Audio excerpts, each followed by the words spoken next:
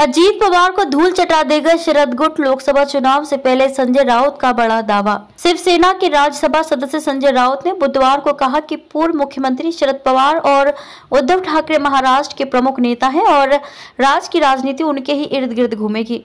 राउत ने कहा कि राष्ट्रवादी कांग्रेस पार्टी का शरद पवार नीति गुट 2024 के लोकसभा चुनावों में उप मुख्यमंत्री अजीत पवार की अगुवाई वाले बागी समूह को पराजित कर देगा। राउत ने पत्रकारों से कहा कि इससे कोई फर्क नहीं पड़ता कि शरद पवार और उनके भतीजे अजीत पवार जुलाई में पार्टी में विभाजन के बाद एक साथ दिख रहे हैं। 2024 में शरद पवार गुट अजीत पवार को धूल चटा देगा। राज्य की राजनीति शरद पवार और उद्धव ठाकरे के इर्द गिर्द ही घूमेगी। उन्होंने दावा किया कि कांग्रेस उन सभी 5 राज्यों में जीत हासिल करेगी जहां नवंबर में विधानसभा चुनाव हो रहे हैं, जिनमें से मिजोरम में मतदान हो चुका है। राहुल गांधी से डरती है बीजेपी। उन्होंने कहा कि ये 2024 के लोकसभा चुनावों के लिए माहौल तैयार करेगा। प्रधानमंत्री नरेंद्र मोदी द्वारा मंगलवार को मध्य प्रदेश की एक चुनावी रैली में कांग्रेस के पूर्व अध्यक्ष राहुल गांधी को मूर्खों का सरदार कहे जाने के बारे में पूछे जाने पर राउत ने कहा कि यह केरल से लोकसभा सदस्य से बीजेपी के डर को दर्शाता है।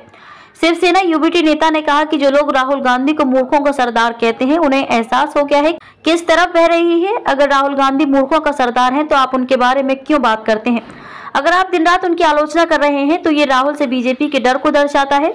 राउत ने कहा कि शिवसेना यूबीटी अध्यक्ष उद्धव ठाकरे दिवाली के बाद राज्यव्यापी दौरे पर निकलेंगे।